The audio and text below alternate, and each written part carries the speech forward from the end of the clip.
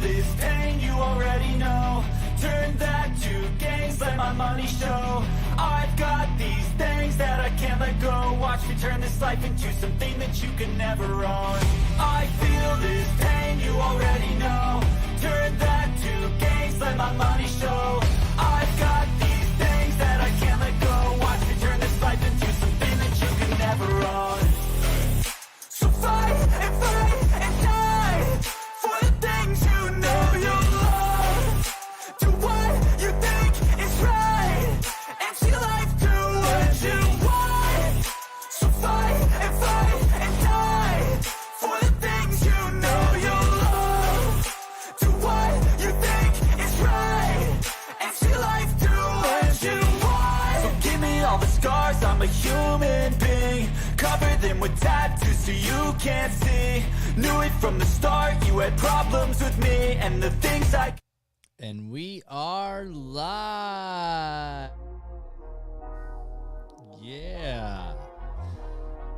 What are you guys doing this evening? Welcome back to another episode of Tackle Talk.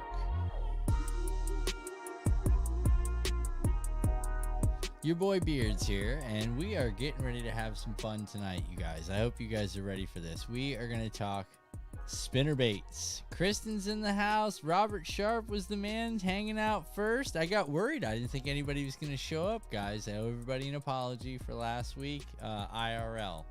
End of statement. There's my apology. Not YouTube life, real life. But tonight we are talking about a very, very, very interesting time of the year. I think is one of the most fun time of the years you guys can ever imagine if you don't own a boat and you do a lot of bank fishing. And even if you own a boat, that's right, guys. It's time for spinnerbaits.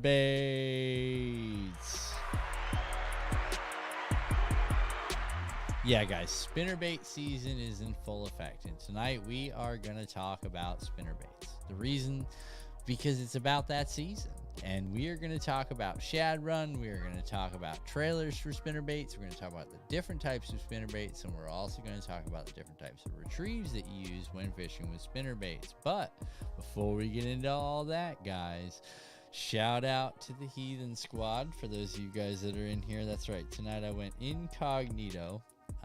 Something I don't usually do. I like to show the black and whites on the colors, but tonight I went incognito. I had a lot of stuff to do IRL today after work, so that was a lot of fun. But let's get this thing started. Give me 1 second, guys.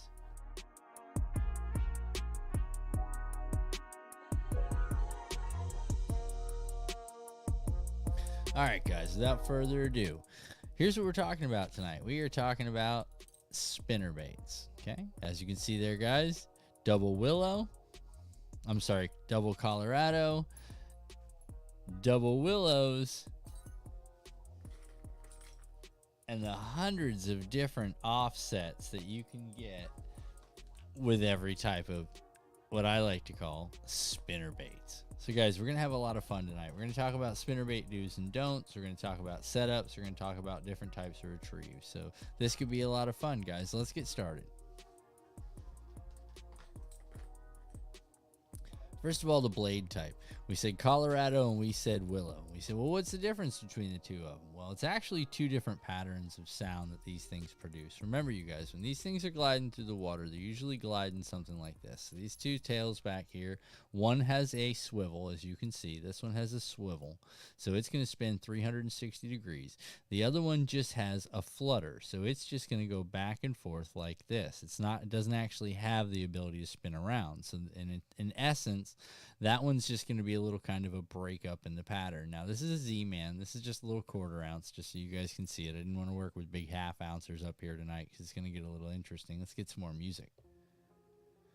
All right, let's get, ow. Again, with the sharp hook. We're doing it live. Doing it live. Mo's in here. What's up, Mo, Kristen J? Hey, guys. I'm going to go ahead and stab myself. Again, there's no hook thing. There's no hook catcher on this, so I'm going to probably poke myself like 50 times tonight, you guys. So give me a second before I pop.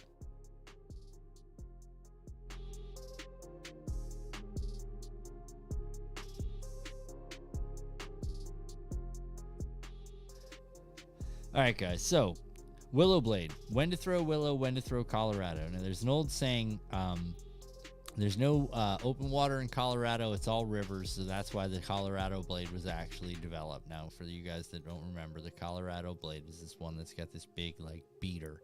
It almost appears to be like a spoon for those of you guys that are up north and you know what spoon fishing's like.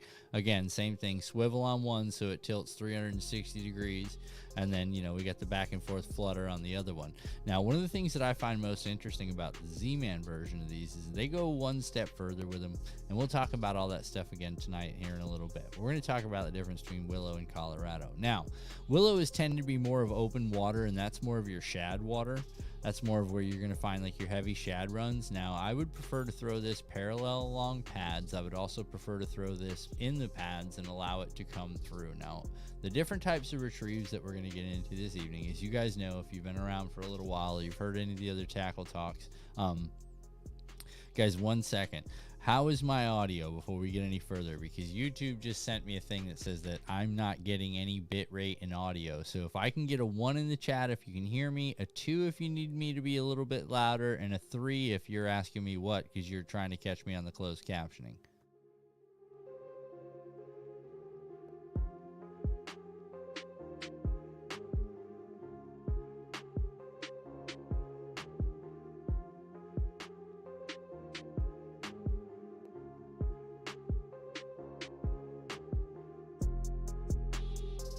Yeah, that's crazy. YouTube keeps sending me this thing that says my audio's dropping out. It's also sending me these little spinners. See what I'm saying? And this is all YouTube. I'm showing everything's looking golden, but we're going to keep pushing through, guys. We're going to keep pushing through strong. So, as we were saying before, you guys know about the 3 different types of retrieves that we talked about. There's the burn it, there's the off cadence, which is a little bit of everything, and then there's the drag and drop. Those are the 3 cadence you've got. You know, burn it can be not just, you know, burn it. There's also a slow cadence to that, you know, creeping it. It's just going to depend on what kind of blade you're using and how big that blade is, and that's one of the things we're going to talk about today. Because not all spinner baits are the same. I know you guys are thinking, well, I got one that looks just like that, and it's silver, and it's got 2 blades, and it spins, and everything's good. Yes, that is the logic in spinner baits. But no, unfortunately, that is not the only thing that you're looking for when you're picking a spinner bait for whatever situation you find yourself fishing in. Hold on, guys. Gonna get some more tunes here, trying to drown out the sound of the AC in the background there. Yeah, so here's what I'm talking about when we start talking about spinnerbaits. Oh, let me get comfortable. I'm going to move a little bit, guys. We're doing it live. Some people have their chairs already set, but my chair has been moved several times now, and there was a week that I didn't sit in it, so it's been piled upon. That's my own hoarding. It's not really a hoard. It's just where I put a lot of crap. But anyway, so back to the spinnerbaits. So one of the things that I tend to do the most with the spinnerbait is an off cadence or even a burn it. Now, the only unfortunate thing about doing a burn it with a standard spinnerbait, and I'm going to show you guys this here in just 1 second, is the shape of the head. And I know what you're thinking, how much difference could it make? Well, I'm going to show you how much difference it can make.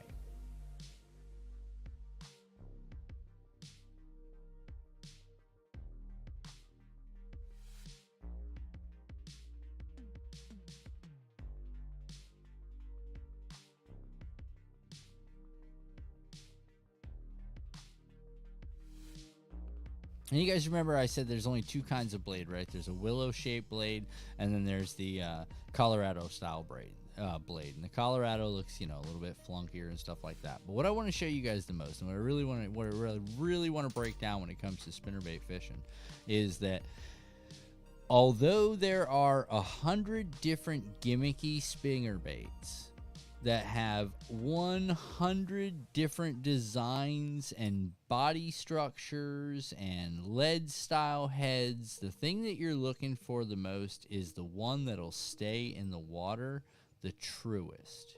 So it is one line, one parallel line with the hook. And the reason that I say that is if the bait actually swims off to the side, fish aren't going to be attracted to it. Something about the way that the kicker, that the actual flutter occurs up and over the body, or this is whatever the segmented area is here, The fish hit this. I've only like physically had a fish hit this, I think, one time, and that was because it was rolling on its side, and I think it actually turned over, and I think that's why the fish hit it.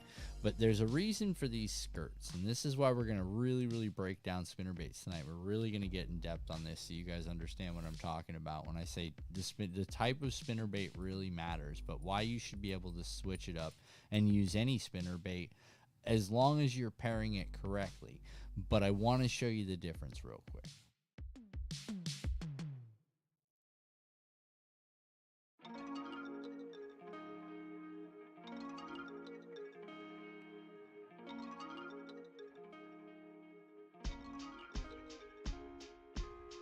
You guys remember when we broke down chatterbaits and stuff like that? We had a good conversation the other night about chatterbaits and all the different reasons why I stick to, Z-Man owns the patent, yada, yada, yada, yada. And we talked about, why it's so unique and why the different classifications of chatterbaits, as far as the original chatterbait all the way up through the jackhammer at $27.99.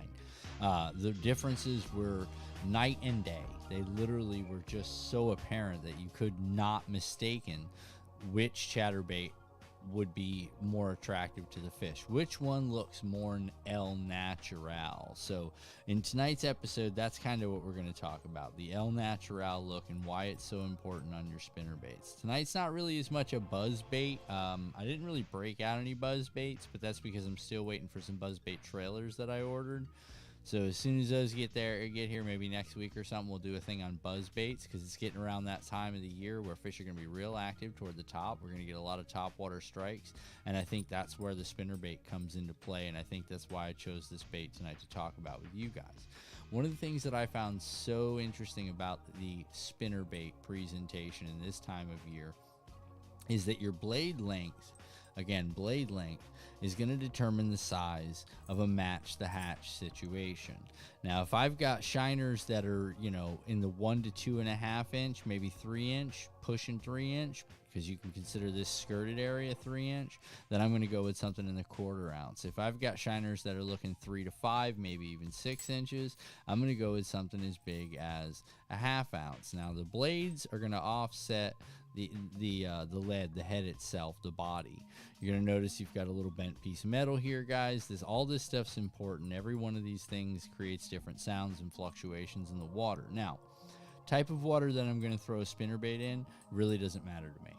Color is all that matters when it comes to spinnerbaits so far, from what I've learned. And I've noticed that when you stick with something in the white or even the red or even the dark black/blue, if it's spinnerbait season, they're going to be on it. But every one of these things, when you start talking about vibration, Casey's in here, horror lover. Hey guys, how you doing? When you start talking about vibration, which is what these types of bait do, don't mistaken these for the chatterbaits now, because we're not even in the same ballpark. We've got a totally different apparatus when we start talking chatterbaits, and that's what's so important about the spinnerbait and its uses.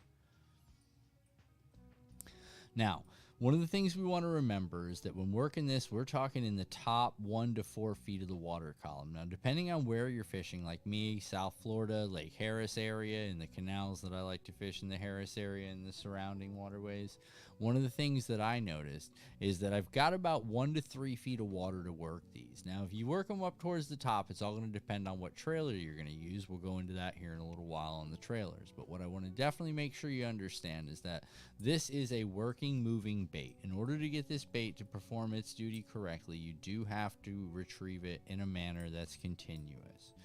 The only issue that you're going to have is the fall rate is going to be slower depending on the size of the blades, because as this thing falls, these blades are going to flutter and spin. And that's where the skirts come in. This is where it gets really, really interesting, because like we talked about with the chatterbait, I'm going to show you guys the different industry standards as far as the skirts and the actual swivel, blade size, and shape, as well as color.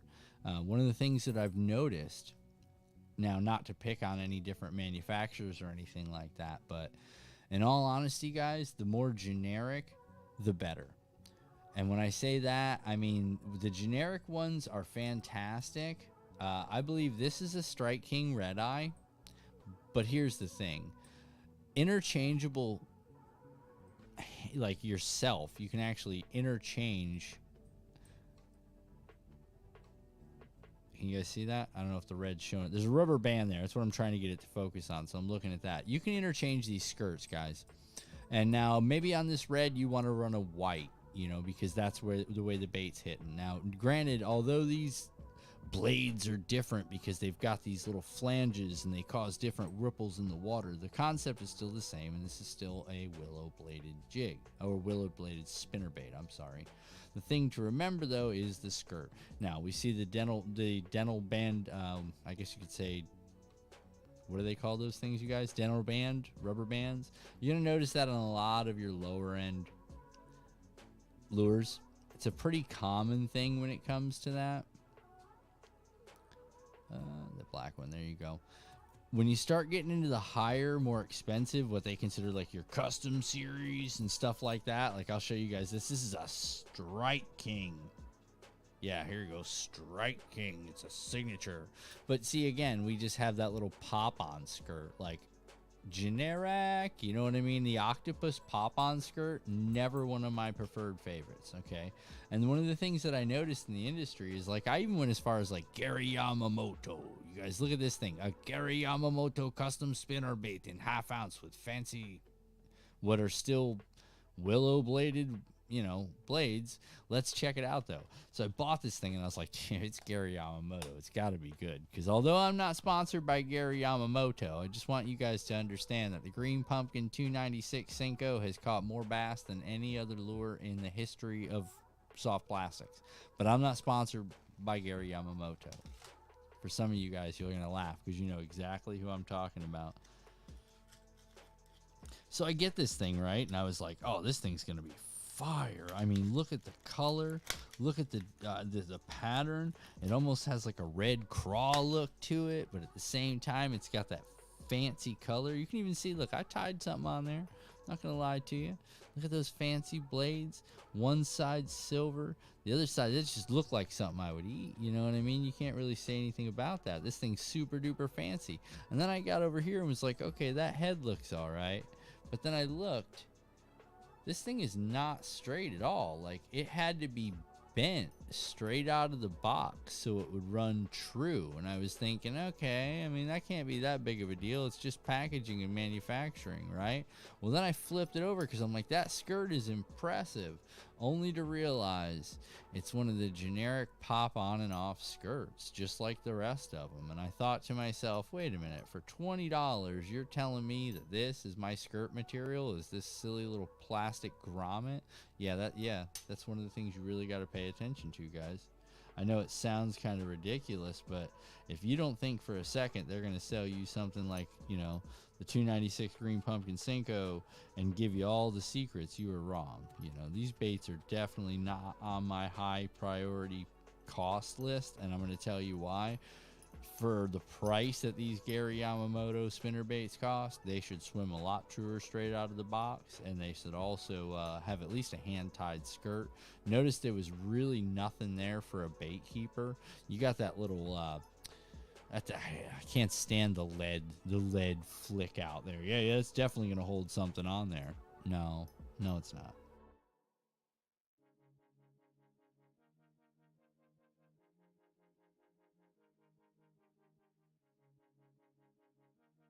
Rod's in the house.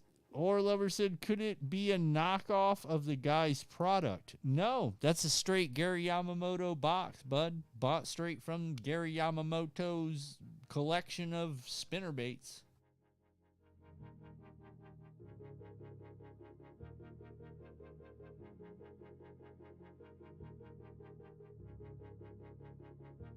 Again, I'm not really super excited about that product. So anyway, that thing took a whole lot of bending and nonsense just to get it to swim straight. And then I thought about putting a trailer on it, and I was like, there's just no reason to. You know, that big distorted skirt. Now, I'm going to tell you guys why I'm so adamant about the skirt. You guys ready for this? I know some of you have probably waited almost your whole lives to hear me talk about why hand-tied skirts are so very important. So now I'm going to share it with you after these commercial breaks.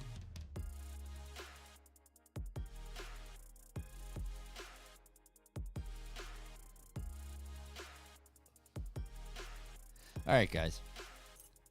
Let's go back to the Z-Mans, because I know you guys hate the Z-Mans, so let's just go ahead and go back to them, because I'm going to show you why I get so nitpicky about these products. Okay, first things first, hand-tied skirt.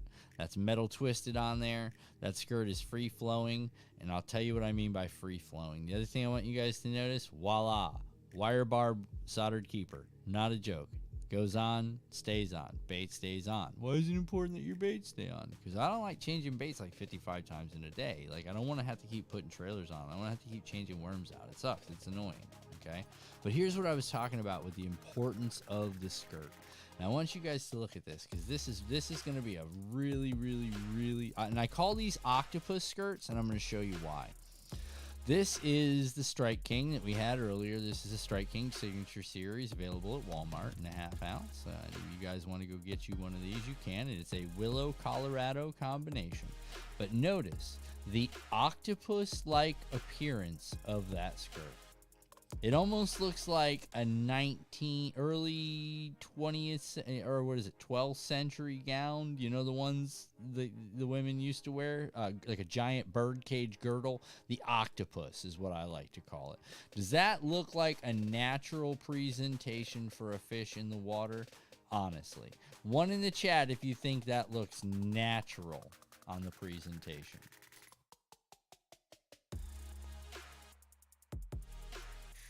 It does look like a squid, Casey. That's what I'm trying to say. I mean, these manufacturers, some of them mean well, but a lot of their products are real gimmicky. They are very, very gimmicky.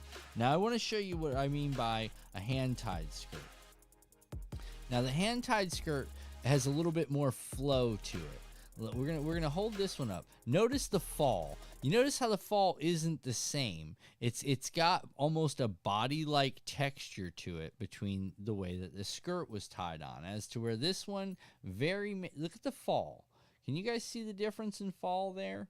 Look at the way it falls. Here, I'll hold it straight. So look at the way it falls, and that one's straight too. Look at the way it falls. Now, realistically, which one has a more tubular or slender presentation, therefore representing when there's water, you know, on it, it's sticking out like this? It's going to give more of the appearance of the body of a fish, and that's what you're looking for when you start talking about, yeah, see, Casey, yeah, the one on the left looks more realistic. It does. It has a more tubular, cylindrical body style to it.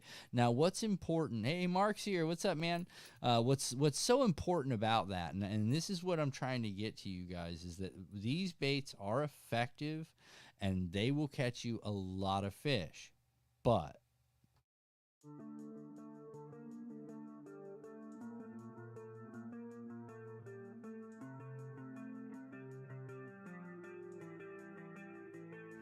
if you don't use them correctly, you're just going to spend a whole lot of time reeling them in. You're just going to spend a whole lot of time reeling them in.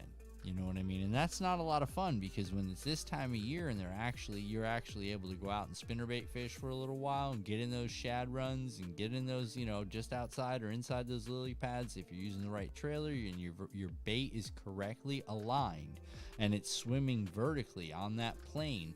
And when I say vertically, you know what I'm talking about. We're swimming vertically. We're on that plane. There's a straight line there. You understand? Well, now here's the thing. Another thing that I was talking about when I talked about head shape, I want you guys to look at something. Let me pull one of these skirts off here. I want to show you guys what I mean by head shape. Strike King has their own model because they have what they call their red eye series, and that's what this thing is right here. I'm going to pull this skirt off so we get a really good idea of what we're talking about here. I think it's important to compare apples to apples. Now, what you'll notice there is a very bulbous head. Not very much as far as water channeling or aerodynamics goes. Okay, you notice that? It's just kind of a bulbous head. Z-Man, knowing that that was a very important part of allowing the bait to run true, they got smart and they like put this channel in there. So this groove actually runs water through it, keeping the bait more vertical and allowing it to continuously swim true. So I thought that was a nice little feature. As well as you notice that head shape, it is almost cylindrical like a fish's head, as to where the Strike King product just kind of looks like a blob of a ½ ounce of lead with a red eye hot glued or even Loctited on there. You know what I mean? Not very exciting.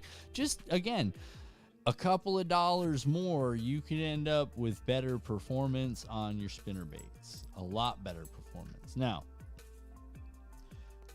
when he asked me, do you just throw spinnerbait out there and just literally cast it back? Well, sure, you could do that all day long. You could do that with any bait, and we've said that 100 times. But presentation is the key. Now, given that we're not doing the drag and drop technique, and we're pretty much either doing a burn it, which is, a continuous retrieve just based on speed, or an off cadence, depending on the depth of water. Now, when I say off cadence, your trailer is going to be of the utmost important thing that you have. So if your trailer is a big, hunky bowfish, no, I've never bowfished before, horror lover. If your trailer is a big, hunky, solid, heavy, sinking piece of material, be it plastic or whatever you might put on there, pork chunk, you guys remember that, then you're going to want to definitely make sure that you're only giving it a pause of maybe about a second on allowing that shape to change. What do you mean shape to change? What is this guy talking about, man? When retrieving these things, these skirts are going to fluctuate, giving the appearance of the body of a fish as they fluctuate in size. Again, does this look like a body of a fish is going to happen? Has anybody ever seen a fish whose body looked anything like that? Never. But again, when you go back to these and we start talking about, these things flowing and falling, you're going to notice these things tend to flow a lot better. So you're going to get that puff, and then you're going to get that expansion. You're going to get those small little moments of a change, but it actually creates the body or a head structure of a fish as it travels through the water. That's what the imitation really is, guys.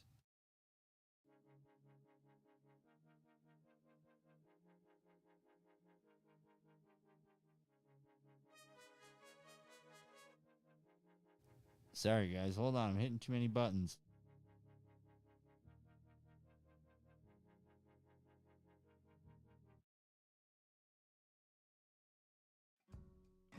Doing it live!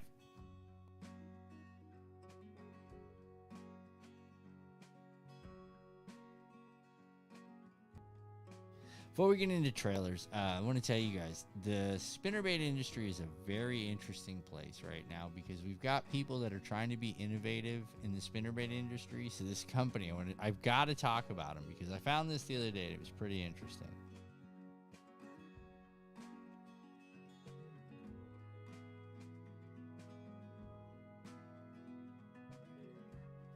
Send you guys to commercial break real quick. What's up, everybody? Hopefully today we catch some giants. You know it's fishing, bro. You never know how it's gonna go. Undisclosed location unless he's already said it. But this place has been known to produce 8s, 9s, 11s. Yeah, I mean, dude, they're out here, so we'll see what happens. And guess what, guys? I wore my lucky fishing socks. Socks on too, buddy. HeathenSquad.com. Get yourself some. It makes you fish better. I don't know what the science is behind it, but if you wear these socks, these HeathenSquad.com socks.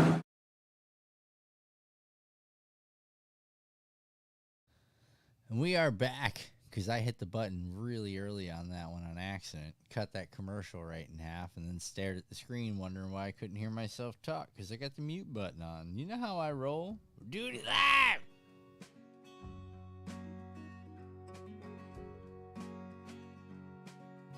Mark said commercials. Listen, folks. Kill the music, Dewey. Listen, folks. I don't know how to be any more serious about this. We're barely keeping the lights on, okay? I don't know if you guys know it or not. Gas, ridiculous, okay? I got an OnlyFans, folks. That's how tough things are getting right now. I love that guy. Selling the ranch.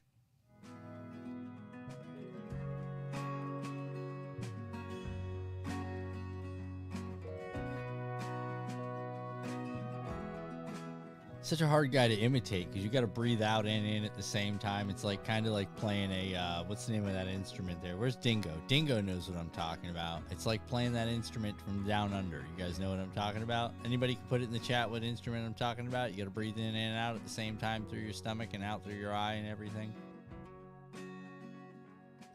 First one in the chat gets a 10% off code at heathensquad.com. Go.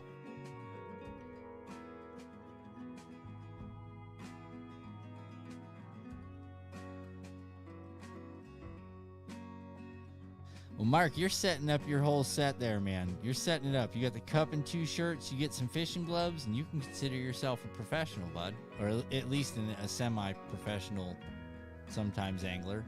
I mean, that's all you need, bud. You just got to look the part. Listen, folks, it's not all about knowing what you're doing. Sometimes it's just about looking like you know what you're doing, okay? You could be the president.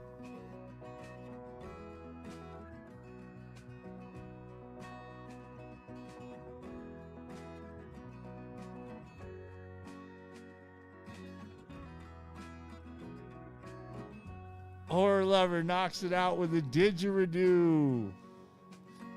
Well done, bud. Well done. Well, for tonight's episode, everybody in here gets a 10% off promo code. You can use Beards10 at checkout at heathensquad.com, guys, and get you 10% off on me. This way you can at least smile about knowing what a didgeridoo is. That's my favorite. All right, so here we go. Here's how this works, you guys. 10,000 Fish has come out with what appears to be a Colorado spinnerbait, but they're calling it a cycle bait. Now we're gonna read the back of this thing. I haven't even opened this thing up yet, you guys. This is kind of new to me. I got this a couple of months ago. I was waiting for spinnerbait season. Sometimes, guys, and I'm gonna be honest with you, I'm gonna give you guys a secret. I hate giving out secrets, but I'm gonna do it anyway. So here we go. Another secret, big fishing secret for everybody hanging out. Pay close attention. Pay close attention to the things you caught fish on last year around this same time, and right before that season starts, hit up your bait suppliers, like your online or even your bait stores, depending on where you live. You'll find the things that you need for the upcoming season are on sale right before that season, because they're making way for the new inventory that's going to come in when that season comes back around. So pay close attention to how things run around. You could end up landing some really cool gear without anybody even realizing you picked it up.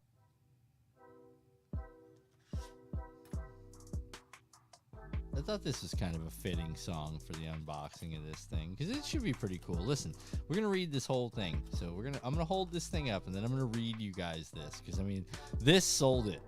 I'm just letting you know. When I read the back of the box, I was like, I need 2 of them. Packaging, a little much. You know what I'm saying? A little much. It's got a double shield here, so we're gonna see. They say it probably keeps it from breaking.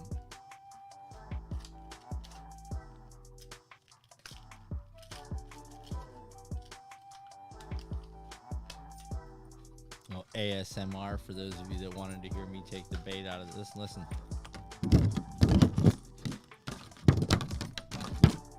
Do I know how to do it? Check it out on my OnlyFans.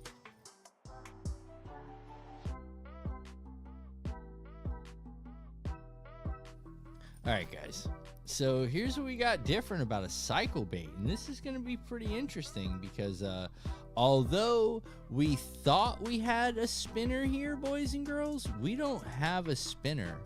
We have some type of metal offset there on what appears to be a single willow blade. Now, here's what gets real interesting, guys. I don't know if you guys can see that. There is an entire apparatus at the top of this thing that allows the head to pivot and move. Now, they shaped the head with a flat bottom. Boom, there you go. Flat bottom, kind of concave. It's got a little lip to it, so there is some type of water movement idea there. Again, we've got this free-floating head, but one of the things that I found was the key, guys. Check this out. What do we have? Wire barb keeper. I was like, uh-oh. And we got a secondary keeper there, which appears to be the Generac kind. But, guys, what do we see here? We got a hand-tied skirt. Looky here, hand-tied skirt. So right off the bat, I was thinking to myself, wait a minute, look how natural that falls. That really looks good. So I was like, I wondered if this is the bait for me. And then I saw Cycle Bait. The Cycle Bait is a new patented wire bait with an erratic action like nothing you've ever seen before. Unlike a spinnerbait, the interlocking rings cause the blade to switch directions throughout the retrieve.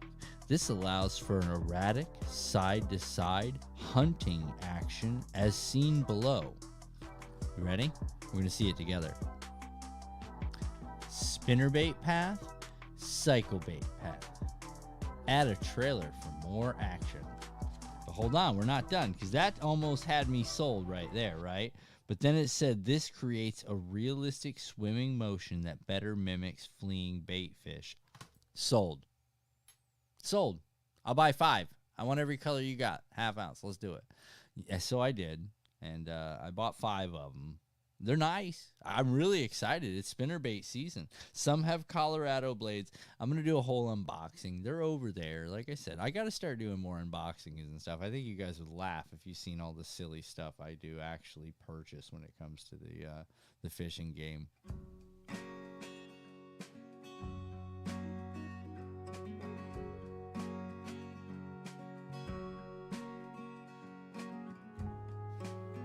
So by taking the swivel off, I'm really wondering what the action of this thing's going to be. And by allowing for a pivoting head, I really, really, really want to see what this thing's going to do. This could actually become quite the interesting move for the industry on this 10,000 fish cycle bait.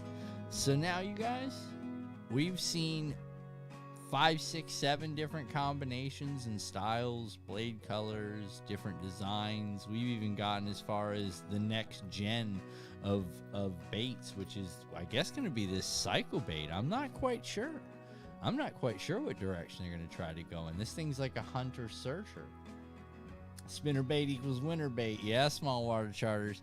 Do you see that cycle bait's pretty interesting? I'm excited to see that thing work. We're going to find out if that thing swims true or if it needs to be bent like the other ones do and how that works out. But one of the things I want to talk to you guys also about tonight is spinnerbait trailers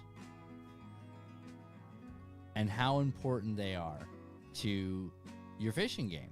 Some people say spinnerbaits don't need trailers, and I agree. Listen, to an extent, I agree 100%. But then there's those times where if I've cast that same spinnerbait 5, 6, 7, 8, 9 times in my pattern, and I haven't actually had any development, I'm not seeing any kind of movement. Sometimes I just have to add that extra flair. And you guys know me. I'm probably going to throw the smaller to the larger, just depending on how the day starts out, how the day progresses. And matching the hatch, again, very important. Blade size, is the utmost important. Color, we've already talked about color 100 times together. We know what different colors the water. I mean, guys, think about all the tips and secrets we've discussed on here. We know about white bugs. We know about, just 100 different things. So let's get into trailers and add just a little bit more spice to tonight's info.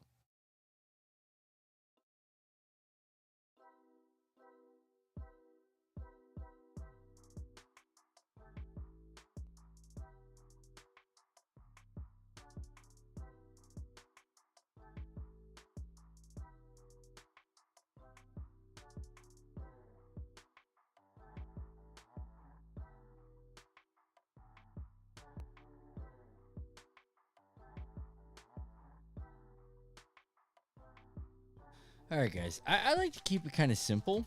You guys remember when we did those which chatterbait trailers are the best? If you go back in the catalog, you'll see that one. A lot of the same chatterbait trailers that we used will progress over into the spinnerbaits. The dual tail, was it the grub, split tail grub? That's a fantastic spinnerbait trailer. I like to use something with a little bit more buoyancy, and I'll tell you why. I prefer something between 2 and 4 inches. I'm going to say is probably one of my better spinnerbait trailers, and I'm going to tell you why. A lot of times in the spinnerbait, I'm moving a little bit too fast, and what I spend the most of my time is more of keeping myself from letting any slack in the line as opposed to really kind of giving it that finesse work and that movement. That's why I'm so interested in seeing how this cycle bait works, because one of the things that they said was you're going to have a searching swimming pattern in a spinner bait slash, I don't even know. You see, we took away one of the most important parts of the spinnerbait, which is the revolutions of the actual blade itself. And I believe that's what made the spinnerbait was actually the revolutions that could be created by using a swivel on that blade. Now, the cycle bait, that thing says it's going to flick back and forth, which is going to create a motion of the S pattern search bait style, which is going to be really interesting because, again, I use the chatterbait for that same thing. So again, when I choose a trailer, I'm going to think along the lines of my chatterbait trailers. But one of the things that I noticed with the spinnerbait style is I like to give them a little bit more kick, just a little bit more swim and a little bit more girth on the backside. I also choose to go neutral buoyant, and I'll tell you why. I have caught fish on the spinnerbait on the fall, and I've done it quite a few times on that off cadence retrieve, where I've actually I've thrown my cast and I've hit the water, and I've come in on a quick hot into a slow, into a stop, into a lift, and just as quick as I hit that progression. Now listen closely to what that is, guys, because I'm going to tell you, giving away another secret here. Okay, cast, hits the water, burn, instant slowed to stop to lift. For some reason, within the first 10 or 12 feet of that cast, on the retrieve, if you work that cycle, fast to slow to stop to lift, just a second pause, maybe, not even fast to slow to stop to lift, and just lift, the majority of the time as that bait falls, as that bait does its little flutter fall, and then that lift where it begins to, right at that parabolic low, I'm telling you, I've had more fish kill. I have come back. I've got a video. I think I'm going to pull it up. I don't know if I have it on my computer, if I ever finished or not, but I've got an entire video on me fishing the spinnerbait out in Lake Harris. I caught so many fish on this spinnerbait that the last one, I don't know, and it wasn't this spinnerbait by no means, but on this particular style of spinnerbait, that by the end of the day, I think I caught maybe 11, it broke. I caught a fish in the 4.5 or 5 pound range, and I felt like I could just boat flip it because I'm somebody, and I snapped this whole thing right off. It just snapped. It just bent and snapped right off. The little thin wire, not very good for boat flipping. If you're going to stay with a finesse setup, use your net, okay? Although you might be looking at a 3/0 hook, again, 3/0's a good hook. I'm looking at this search bait because here I am again with this big heavy 5, and I love me some 5s. So it's, I don't know. We're going to find out. We're going to see what that's like again. But as far as trailers goes, honestly, guys, I'm going to stick with something in the paddle tail. I'm going to stick with something in the paddle tail right around, I think this is a 3-inch. A 4-inch, I'm sorry, right around a 4-inch. I want to give that good 2 to 4 presentation. I'm going to come in there with a 1/2 ounce, spinnerbait of some kind. It's going to probably be in the 1/2 ounce series, but I am going to look for something with that paddle tail. And I noticed that's the majority of what I brought out was that paddle tail. All those diesel minnows just happen to be in the top of my box, guys. Hold on. I don't want to have to go back through the boxes. You guys do remember that stuff, though. I didn't tell you anything you didn't already know, and I know you remember a lot of the backing, the trailers and stuff like that. A lot of people say no trailers. I'm going to tell you right now, like Smallwater Charters is talking about the Slimmer Swimmer. That is an interesting bait. I'm not going to say I haven't ordered any bruiser baits yet because look, I got things in carts. I'm not very good at pulling the trigger on things. I'm just something about making decisions and final. It's very difficult for me. I don't know. Maybe it's just something I've experienced.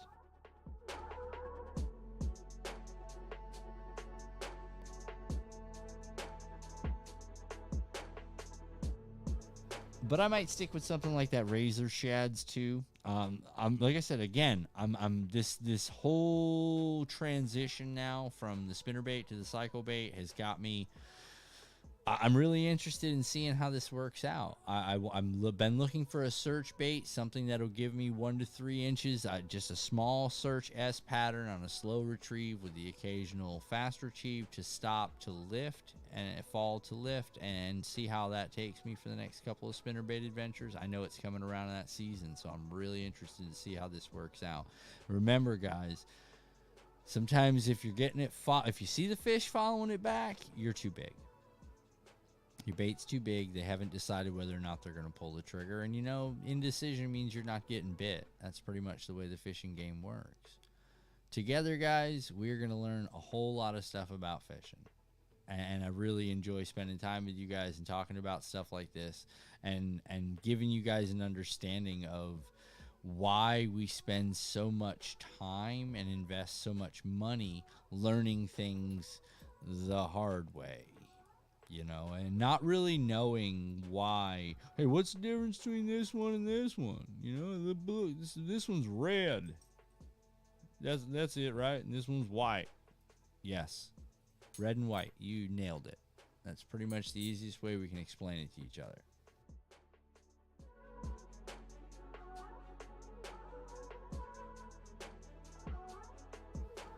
Well, guys, another episode in the box.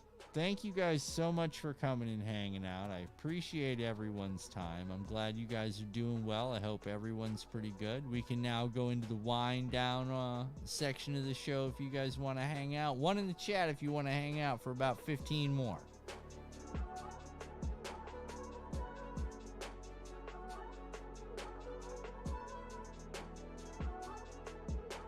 Casey says one. Hey, by chance, did anybody catch Outlaw's last fishing video? He went out to Headwaters the other day, man, and hooked it right up pretty quick, like right on the bat. Well, not off the bat, but he's had a couple of trips, man. I've been dealing with this getting a new car thing. So the power steering pump went out on the Taurus. That was a nightmare. The new car, I do not think in a million years I'm going to drive this thing down any roads that are even remotely close to where we've been fishing.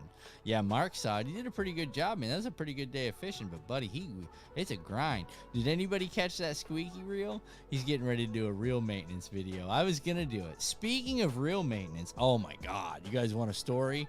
One in the chat if you want to hear a story.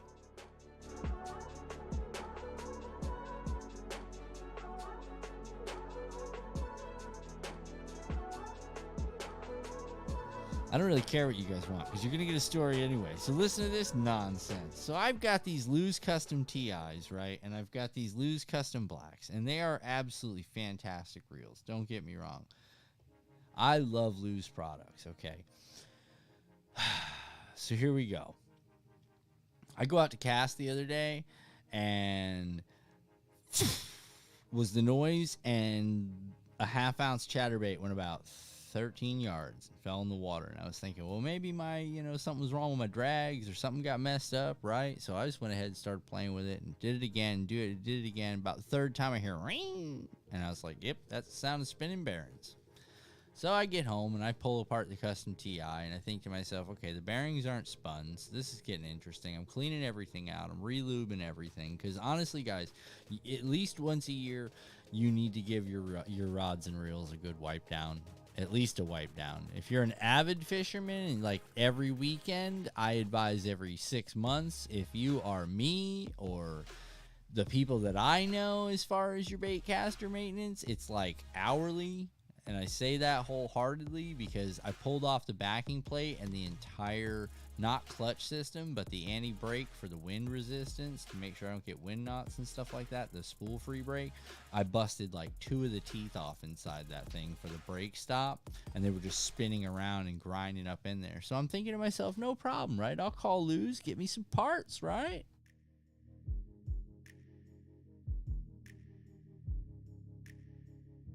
So I pull up the diagram. I got parts diagrams. I'm like straight nerd, okay? So like I said, guys, I pull up the parts diagram to my reels when I take them apart.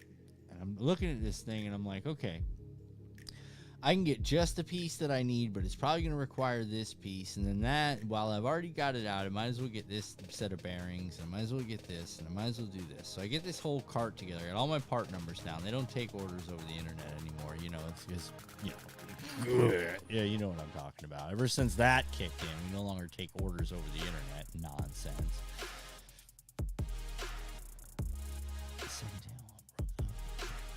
Oh no! Smallwater Charter City had a hook bender, huh? Ooh, I don't want to hear that. Broke the hook in the bend and was gone. It's not like you got an alligator. No, I'm just kidding. It probably was a beast, dude. There's some big ones out there.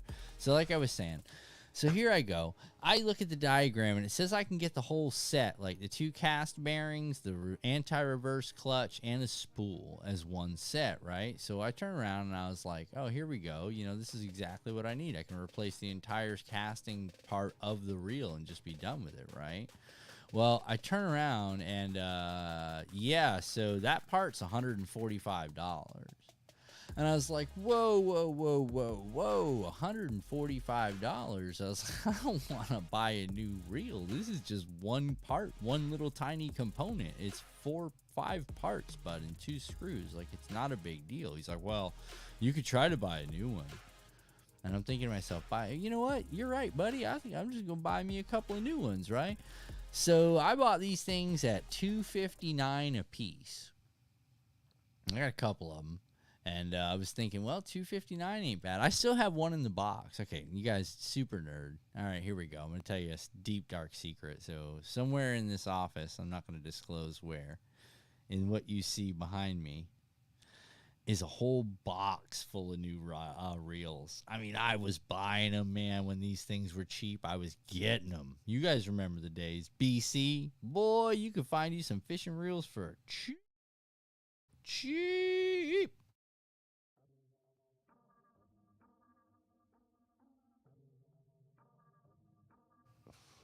Yeah, so I looked that shit up, right? Guess what? They're $400 now. They went from $259 to $400, and $400 was out of stock, and the eBay was $489 and $500 on my same reels. All of a sudden, $140 didn't feel so bad.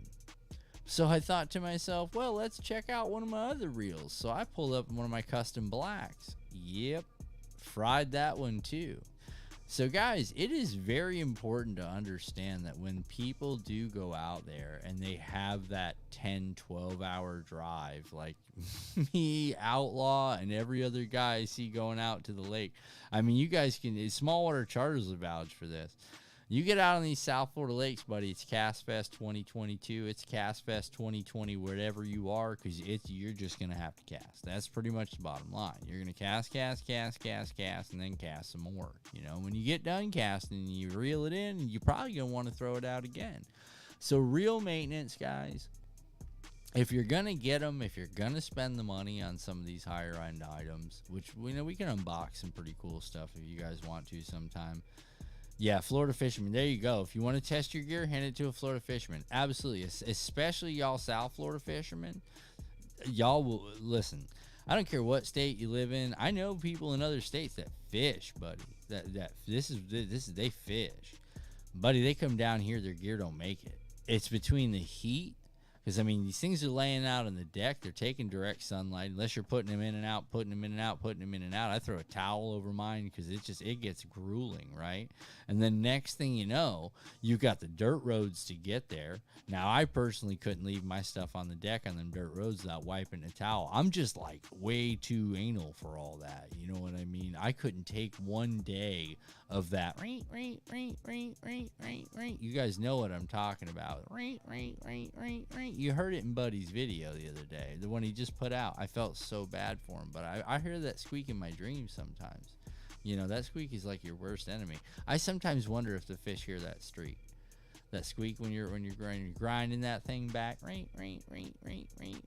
wonder if they hear it down the line. You know how? Now, the reason I say that is because let's think about it like this, guys. Check this out. You guys remember the old cup phones? One in the chat if you know what a cup phone is.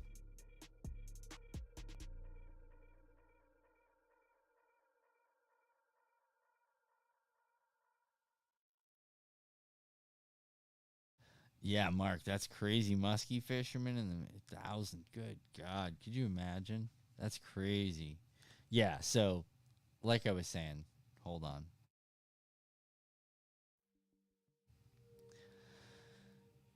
You break stuff. We're all going to experience it. If you put your Florida fishing gear through it, you're going to experience breaking stuff. If it's not your cameras and everything else you got going on when you're out here trying to film and stuff, you really find out you're putting your gear through it. You know, your line's important. You do have to restring your lines. I can tell you guys a funny secret. You guys want to hear a really funny secret about restringing your line. So average bait caster, you're talking 30 to 40 pound braid. You can put anywhere between 120 to 160 yards on there, no problem. So here we go. How many of you guys can cast 160 yards? How many of you guys can cast 120 yards? I'll wait.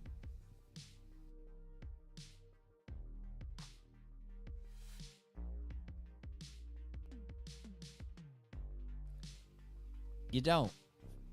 So here's what you do.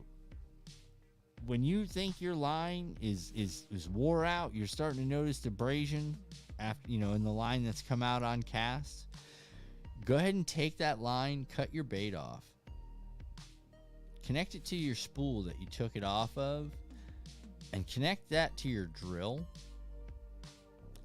Take your I can't believe I'm telling you guys this.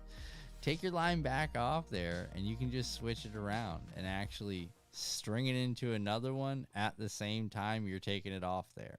So the new part will be at the front of the other rod, and the old part would be considered backing line, so you don't really have to worry about it breaking, and you can actually use both sides of your line by just running it through another rod. I know it sounds kind of cheap, man, but in reality, I mean, why throw away all that bottom backing line when you're really just going to, if you cut that line in half, like let's say you need 60 yards, if you think to yourself, okay, well, I got 120 yards on here, 60 yards is going to be, bad. It's not actually going to be bad. It's going to be backing.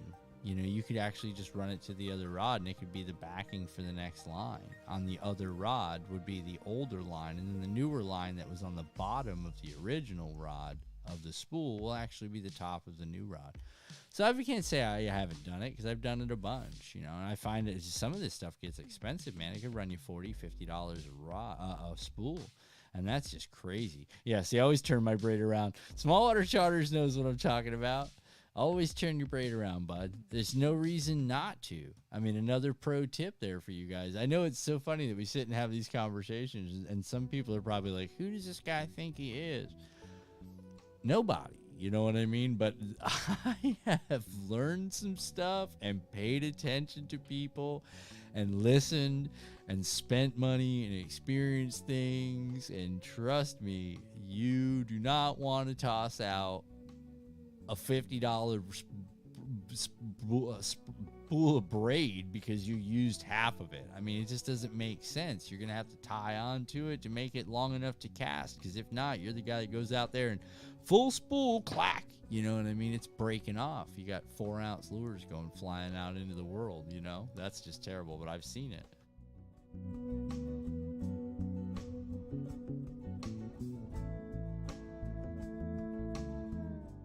So moral of the story is, guys, keep your gear in check, for sure. You spend a lot of money on this stuff. A lot of people have, even your cheaper stuff, your Abu Garcias and stuff like that, then 5-bearing and 7-bearing setups. You don't need 16. It's, if you're not doing it at that level, don't do it. And that's one of the things I've noticed is that even under the best gear that you can technically buy, you're still, if you're on it, if you're a Florida fisherman, you are going to put it down. And you guys know I take care of my stuff. I do it at least once a year. I do it before every tournament, every single time, for sure. Always, and I don't mean re-spool, but I'll swap my spool. I'll turn my spool around. I'll run my line around onto another rod real quick. I'll make sure all my gears are lubed up. I'll make sure everything's in a working order. I'll do a full maintenance on anything that I'm going to take with me. So, to give you an idea, I mean, I'm not at the big level that these guys are that are just literally tearing that line off and throwing it away. That's just that, to each their own. If you're sponsored, that's one thing, you know. But little tip for you guys just getting into the fishing game. You know, they're thinking, okay, this braid's bad. You know, it's all frayed up. It's not. Just flip it. Don't worry. They're not going to see the back of it. It'll stay down in that spool and just seat it up on itself pretty good because there's a lot of contact there. I've never had one breaking down in the spool and pull the line out on me. Nah, not in all my days. So, well, guys, listen. It's been real and it's been fun. We will see you guys on the next one.